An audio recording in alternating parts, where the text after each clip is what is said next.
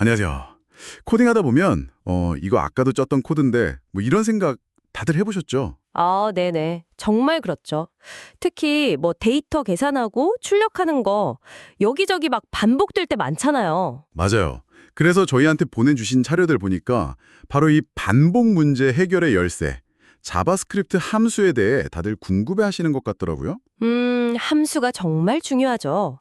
단순히 코드 재사용을 넘어서 프로그램을 좀 더 뭐랄까 명확하게 만들고 관리하기 쉽게 해주는 핵심이니까요. 네, 오늘 이 함수라는 도구 어떻게 써야 정말 잘 쓰는 건지 그 핵심만 딱 뽑아서 깊이 한번 파헤쳐보죠. 좋습니다. 여러분 자료들을 쭉 보니까 결국 효율성이랑 구조화 이 두 가지 키워드로 모이는 것 같아요. 함수라 왜 필요한지, 또 데이터는 어떻게 주고받는지, 그 매개 변수랑 인수 얘기죠. 아, 네네. 입력과 출력 같은 거요. 그렇죠. 그리고 어떻게 정의하고 호출하는지, 또 혹시 주의할 점은 없는지 이런 것들 위주로 살펴보면 될 것 같습니다. 목표는 딱 하나. 여러분이 함수를 진짜 자신 있게 써서 코드 레벨을 확 올리는 겁니다. 좋습니다. 그럼 제일 먼저 와닿는 거, 역시 코드 중복 제거, 이거부터 얘기해 볼까요? 같은 코드를 계속 복붙하는 대신에 함수라는 상자에 깍 담아두고 필요할 때마다 꺼내 쓰는 느낌. 정확합니다. 그게 함수의 가장 큰 매력, 재사용성이죠. 한번 잘 만들어 놓으면 뭐 어디서든 그냥 불러다 쓰면 되니까요. 코드도 훨씬 깔끔해지겠네요. 당연하죠.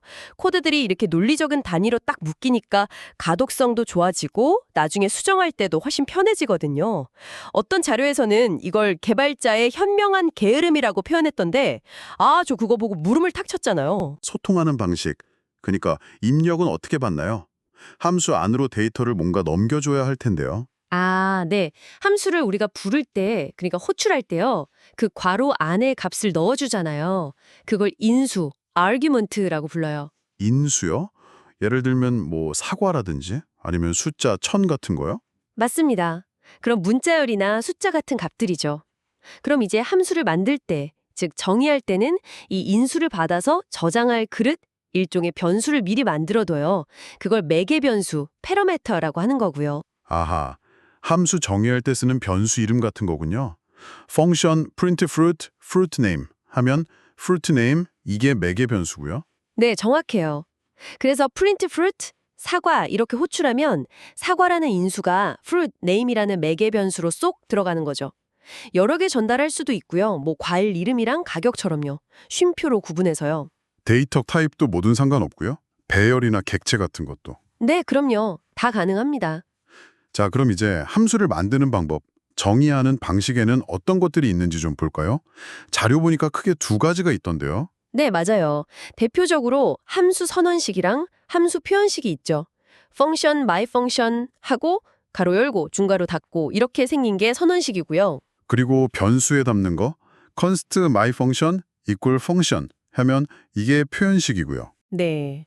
이게 겉보기엔 뭐 비슷해 보이는데 결정적인 차이가 하나 있어요. 혹시 들어보셨을지 모르겠는데 호이스팅이라는 것 때문에 그렇습니다. 아, 호이스팅. 그거 저도 좀 헷갈리더라고요. 뭐였더라? 선언식은 아무 데서나 불러도 되는데 표현식은 안 된다 뭐 이런 거였나요? 비슷해요. 정확히는 자바스크립트 엔진이 코드를 쫙 읽을 때 함수 선언식은 마치 코드 맨 위로 끌어올려진 것처럼 먼저 인식을 해요. 그래서 함수 정의 코드보다 위쪽에서 호출해도 에러가 안 나죠. 아, 미리 아는 거군요. 그렇죠. 근데 함수 표현식은 변수 선언 자체, 렛이나 컨스트 부분은 위로 끌어올려지긴 하는데 그 변수의 함수가 실제로 담기는 건 코드가 그 줄에 도달했을 때거든요. 아, 순서대로 실행될 때. 네. 그래서 그 전에 호출하려고 하면 아직 함수 아닌데? 하면서 에러가 나는 거죠. 저도 예전에 이것 때문에 엄청 헤맸어요. 분명 코드가 있는데 왜 함수가 없다고 하는지. 막 당황스럽고. 와, 그런 실질적인 차이가 있었네요. 호출하는 건 그냥 이름 뒤에 괄호 붙이면 되는 거죠? my function 이렇게요? 네, 맞습니다. 괄호 안에 인수 넣어서 전달하고요. 알겠습니다. 그럼 입력, 매개 변수, 정의 선언 표현, 호출까지 받고 함수가 처리한 결과를 밖으로 내보내는 출력은 어떻게 하나요? 그건 return 키워드를 씁니다.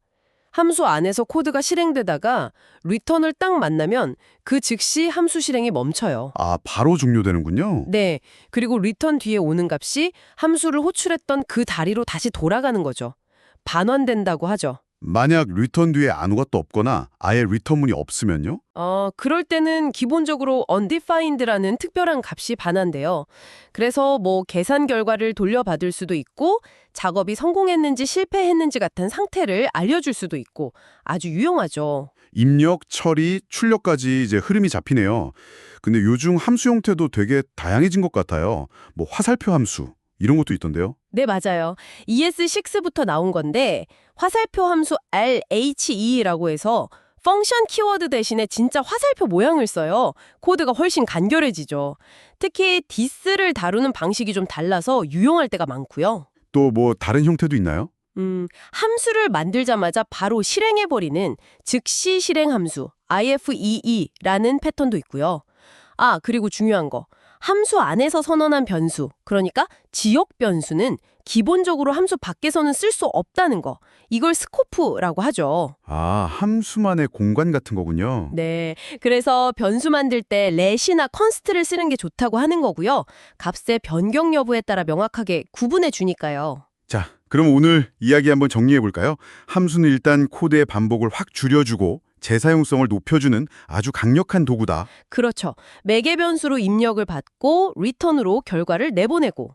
그리고 함수를 만드는 방식에는 선언식과 표현식이 있는데 특히 호이스팅 때문에 동작 방식에 차이가 있다는 점, 이거 중요하겠네요. 네, 맞습니다. 이제 여러분의 코드를 한번 직접 살펴보세요. 이거 계속 반복되네 싶은 부분이 있으면 한번 함수로 싹 바꿔보시는 거예요. 코드가 얼마나 깔끔해지고 이해하기 쉬워지는지 직접 느껴보는 게 최고입니다. 결국 함수를 잘 다루는 게 자바스크립트 실력의 핵심이라는 말씀이시군요. 그렇죠. 정말 기본이면서도 가장 중요한 개념 중 하나니까요.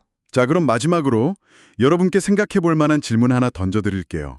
여러분이 보내주신 자료에도 나왔는데 자바스크립트에서 함수는 1급 객체 First Class Object라고 불린대요. 아, 네. 중요한 특징이죠. 이게 무슨 뜻이냐면 함수가 그냥 실행되는 코드 덩어리가 아니라 마치 숫자나 문자열처럼 변수에 담을 수도 있고 다른 함수의 인수로 넘겨줄 수도 있고 심지어 함수가 함수를 반환할 수도 있다는 의미거든요. 네, 값처럼 취급된다는 거죠. 그럼 이렇게 함수를 값처럼 아주 유연하게 다룰 수 있다는 사실이 앞으로 여러분이 코드를 짤 때 또 어떤 새롭고 어쩌면 더 강력한 가능성들을 열어줄 수 있을까요? 이 질문 한번 진지하게 고민해 보시면 함수를 더 깊게 이해하는 데 분명 도움이 될 겁니다.